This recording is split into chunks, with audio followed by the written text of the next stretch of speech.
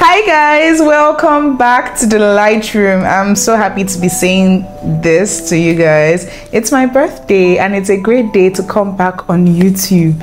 I'm so sorry that I was away for a while. I know I put like a video together a couple of weeks ago, I think on International Women's Day week. I put out a video inviting people for brunch, ladies specifically, and I explained that I was going to be away for a while. Some of you reached out and checked in on me. Some of you sent in prayers as I asked in that video, and I am so grateful. Thank you so very much. I'm really happy to be back, and my birthday is a good day to come back. So yeah, why was I away from YouTube? First reason, I wasn't feeling well when I took the break. I was ill and I needed time to recover physically and mentally. I just really needed time. I was very overwhelmed. Apart from my health, there were a couple of other things on my plate that I just had to deal with at the same time.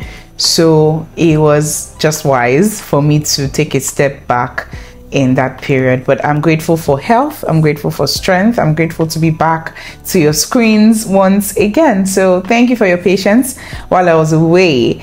But when I was away, I learned a couple of things that I was burning to share once I came back here on YouTube, and I'm really glad to be sharing it with you. So number one, what was the first thing I learned when I was away? Number one, power of a loving community. When I was ill, I quickly realized how important it is to have people that genuinely care about you close home. So I remember when I first fell ill, I was very lethargic. I didn't feel like praying. I didn't feel like doing normal things. So prayer was a stretch. So I remember calling a friend of mine, Pastor Sharon. She is in Abuja. She's a resident pastor of Circle Church Abuja, and we served together a while ago. So I called her and I remember telling her how I was feeling in my body, in my mind, and I told her that I still wanted to pray as consistently as I would even in this season, and I asked her to hold me accountable and be there for me in this regard. And within a week, I was back on my feet in terms of devotion, but I realized the role she played to make that happen. I needed someone outside of myself, someone that could be a friend and also be an accountability partner to me in that moment. Because when I look at my life, I never wanted to be said that there were seasons of my life where my devotion dwindled, even though it would be understandable in some settings. God holds my life together. So if I had the strength to call my friend, I want to have the strength to pray. And I'm grateful that I had a friend to call in that time. I'm grateful that I could, receive that strength from her. I could receive the encouragement I needed from her in prayer at that time. And yes, I got back on my feet. I got back to devotion. I would probably share more about that phase in a separate video, but I'm really glad to know that I have a great community, and that period, that break period, really showed me that I have a great community around me. I remember a different day where I was so overwhelmed by work and a couple of other things going on apart from my health, and I called a friend of mine, different friend. She's in Ilorin now. Her name is Boro, Pastor Boro. I have pastor friends.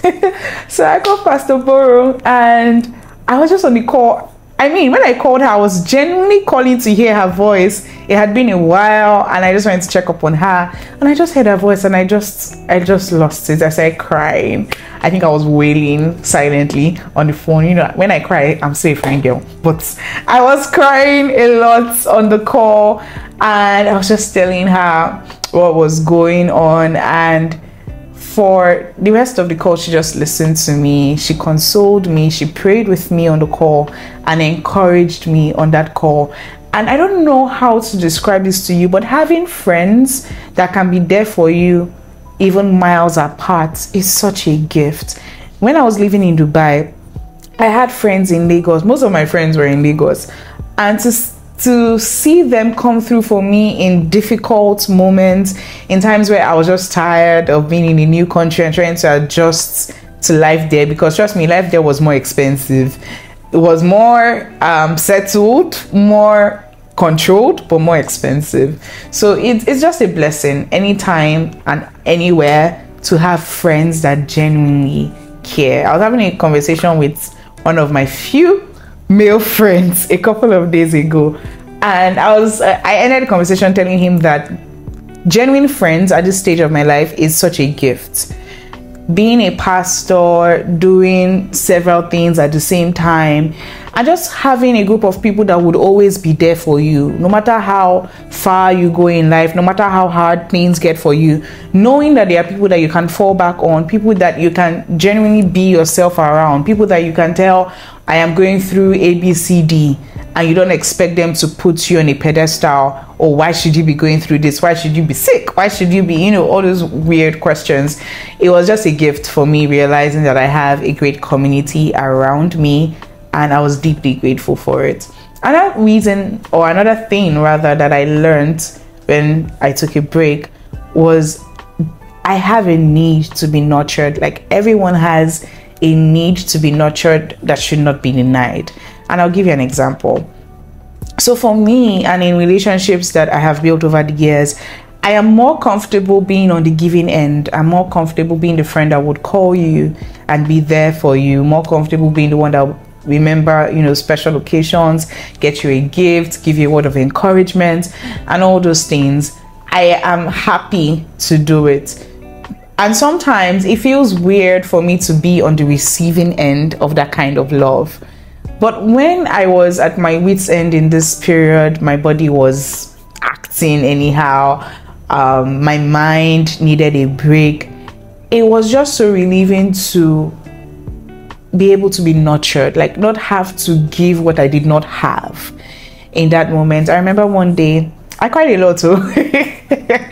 I remember one day when I was not feeling well as well. I was overwhelmed also with some other things, work, projects that were not going well. I was just overwhelmed, and I was talking to my husband and I was crying. I didn't even plan to cry. I don't know, this adult thing, I've cried more times than I think I cried as a child.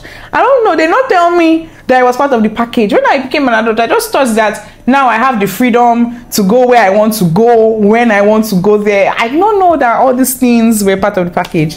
Anywho, I was telling my husband what was wrong with me and how I was feeling, and these were not things that he had not heard before. In fact, I even commend him for listening to me like he had not heard the same things before. But just watching him listen and genuinely listen, and when I was done, ranting and just talking, was I ranting?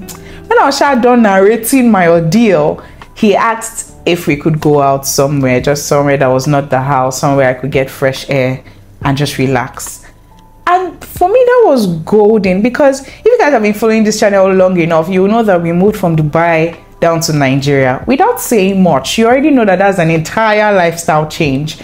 Then there are a lot of things and sacrifices that we have had to make, especially my husband. We just moved down here and we're planting the church in Lagos. It's been a very sacrificial phase for us. So hearing the same man suggests that we should go out because of me, like because he wanted to make me feel better, I was deeply grateful. I can't explain the relief I felt when we finally went out, and I was just staring at the different scenery.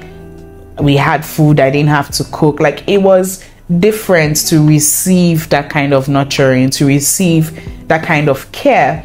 And I just realized how important it is, because I think in our society we celebrate hard guys, or we celebrate people that I don't want you guys to get what I'm saying wrong. It's great to be strong and to be a hard guy and everything, but I think more times than not, we need to check on those people. So if you know someone in your life that is always there, always showing up for you, please, I beg you, check up on that person, because they may not be having it easy as well. They may just feel like they have to show up even when they don't have it in them to show up. So yeah, I was blessed to be nurtured. In that time when I was away, I was able to do more of church work, and that made me very happy. I was able to focus more on my departments in church. We were able to achieve more things that had been pending in a while, and that gave me a great sense of fulfillment. And also the fact that I could go to church on a Sunday morning and not necessarily need to, climb the pulpit to pray or anything. Other people could handle that, and I could just attend service and be blessed like a regular person in the auditorium, made me feel really happy. So in all things, when you find yourself burning out, when you find yourself at a place where you are tired of the very same things you love to do, maybe you just need to be nurtured a little more. Nurtured in the word, nurtured in prayer, nurtured by people that love you and genuinely care for you.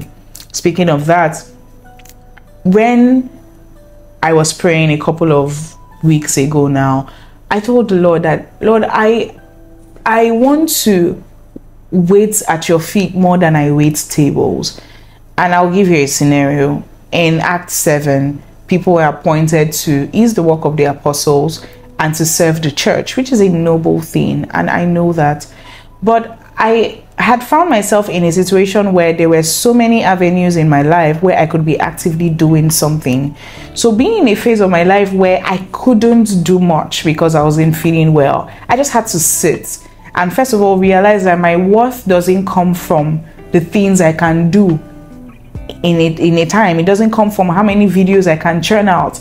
As much as I love how many subscribers we have now, we have like 1.5 subscribers, 1.5k. Somebody would have thought I meant 1.5 million. Amen. One day. But like, we have way more subscribers than we had a year ago, and I'm so grateful for each and every one of you. But as great as this is not the sum total of my life.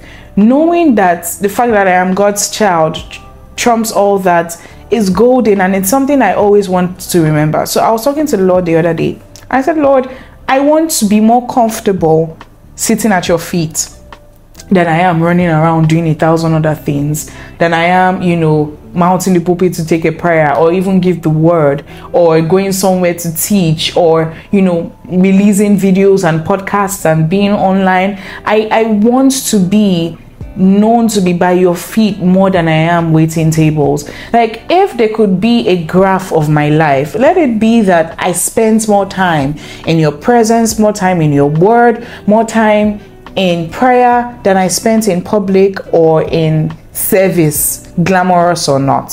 So it's something that I really took home from that period, not to find my worth in the things I was doing, but in who God has said I am. In every given moment, I am his child. He loves me.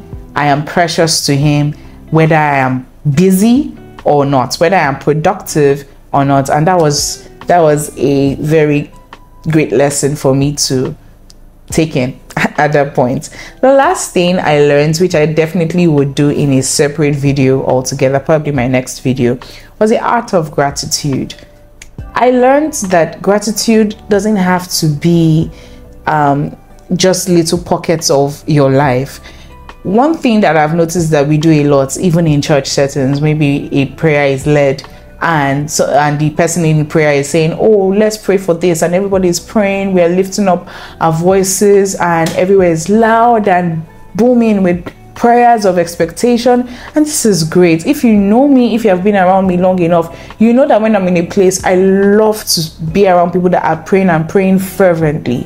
So I don't have a problem praying fervently. But the problem comes where the prayer is starting to wind down and we say, let's begin to give God thanks. And you can really hear the difference in the noise levels in the room. You can hear the difference between when people are raising their voices in an expectation and when they are giving God thanks. So it's almost like we've gotten used to a life where Thanksgiving is like a sandwich. We start the prayer with Thanksgiving, we say what we want, and then we pad it with Thanksgiving. So it looks like a happy, nice meal. And it doesn't look like we are too needy or we are too, you get what I'm saying. So I had to learn that Thanksgiving should be the core of our lives. It's not just for Sundays or when one big thing happens. I've learned to be thankful in the moment, thankful for what I have, thankful for what I have had, and thankful for just what I will be right now. I will share more on this Thanksgiving lesson and story in another video, because I'm even itching to share more stories in this regard. But this is where pause this video or end this video. I am really pumped to be back on YouTube. Yes, and please wish me a happy birthday. Say a prayer for me in the comment section. It will mean a lot to me. And what would also be a great birthday gift for me today is that you share this video with someone you like and you subscribe. If you haven't subscribed already, why haven't you subscribed to this channel? Please subscribe. I am here to be your buddy on this Christian growth journey. So yes, please be on this channel, subscribe, follow me. Yeah, I'm beginning to talk too much, but yeah, please subscribe to my channel. Thank you so much for watching to this point. I love you, and I'll see you at my next video. Bye.